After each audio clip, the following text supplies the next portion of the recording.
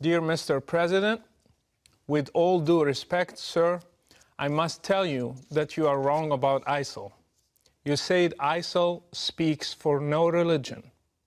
I'm a former Muslim. My dad is an imam. I spent more than 20 years studying Islam.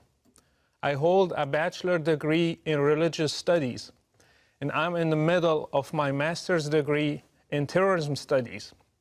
I can tell you with confidence that ISIL speaks for Islam. Allow me to correct you, Mr. President. ISIL is a Muslim organization. Its name stands for Islamic State. So even the name suggests that it is an Islamic movement. Their leader, Abu Bakr al-Baghdadi, holds a PhD in Islamic studies. I doubt you know Islam better than he does. He was a preacher and a religious leader in one of the local mosques in Baghdad. ISIL's 10,000 members are all Muslims. None of them are from any other religion. They come from different countries and have one common denominator, Islam. They are following Islam's Prophet Muhammad in every detail. They imitate him by growing their beards, shaving their mustaches, and in the way they dress. They follow his command in the hadith to differentiate themselves from the infidels by wearing their watches on the right instead of the left hand. They implement Sharia in every piece of land they conquer. They pray 5 times a day. They have called for a caliphate, which is a central doctrine in Sunni Islam, and they are willing to die for their religion. They are following the steps of Islam's Prophet Muhammad to the letter. By the way, if you want to understand ISIL, read the oldest biography of Muhammad by Ibn Hisham. This is their model for action. You think that ISIL does not speak for Islam because they beheaded an American and they killed those whom they consider infidels. In the same way, Islam's Prophet Muhammad beheaded in one day between 600 and 900 adult males in a Jewish tribe called Banu Qurayza. In fact, beheading is commanded in the Quran in Surah 47, the 4th verse. It says, when you meet the unbelievers in fight, smite at their necks. Ironically, this surah is called the Surah of Muhammad. Killing prisoners is also an order from Allah to Muhammad and to all Muslims. It says it is not for a prophet to have captives of war until he inflicts a massacre upon Allah's enemies in the land. Quran 8:67. And by the way, 3 of Muhammad's wives were Jewish girls he kidnapped from his raids on religious minorities, just as ISIL is doing today. Mr. President, I grew up in Morocco, supposedly a moderate country, yet I still learned at a young age to hate the enemies of Allah, especially Jews and Christians.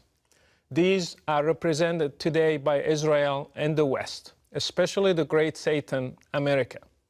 I prayed 5 times a day, repeating Al-Fatiha, the first chapter in the Quran, asking Allah to lead me not in the way of those who went astray, and those who have the wrath of Allah upon them. We all knew that it is Jews and Christians.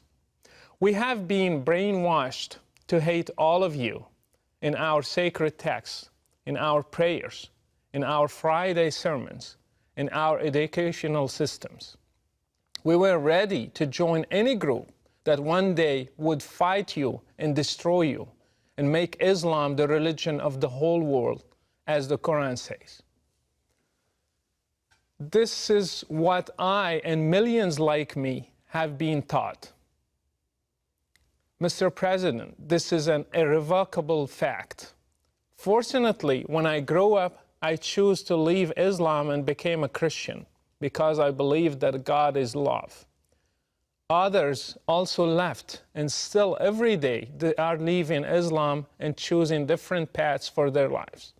All of them are suffering today because, again, Islam's prophet Muhammad said, whoever changes his religion, kill him.